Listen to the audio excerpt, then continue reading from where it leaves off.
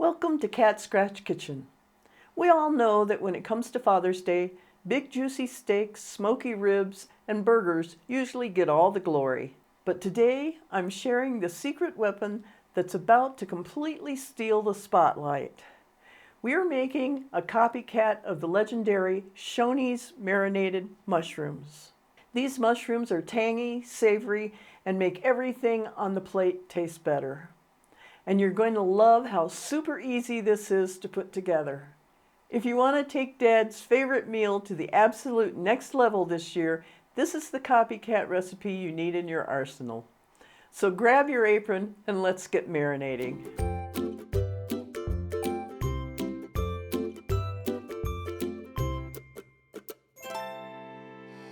Okay, now this recipe as written makes a huge amount, perfect for a get-together.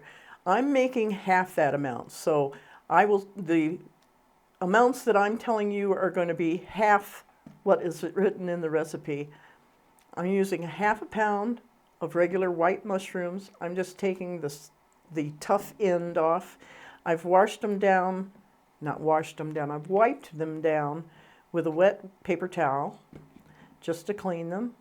Recipe calls for a pound.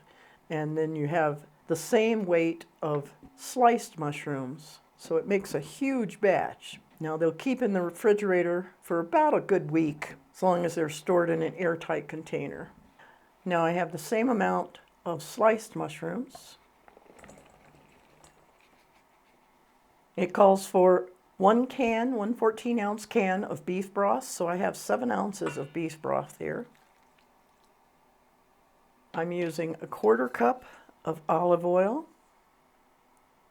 And then you want any type of store-bought Italian dressing that you like. You can get the regular like this, the house Italian, or you can get like a zesty Italian, one with more garlic and herbs. It's up to you. I'm just using a regular one. We're going to use a 1/4 cup of this as well for half the recipe. A 1/2 teaspoon of good ground black pepper and a teaspoon of salt. Now this comes together so quick you're going to feel like I must have done something wrong. This is too easy. But that's it. Just mix it all together.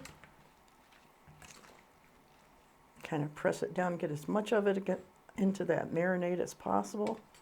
So you want to make this up to 24 hours in advance, at least. And that's just going to free up your time for Father's Day. Okay, now we're just going to cover it with some plastic wrap. Make sure it's nice and tight and sealed. And then stick it in the fridge. And in 24 hours, you're going to have this fantastic side dish to add to your steaks, your burgers, ribs, whatever you decide to serve on Father's Day or any celebration. And like I said, you can easily store them in the fridge for up to a week. I like to store them in like an airtight jar, and then they're ready whenever you are.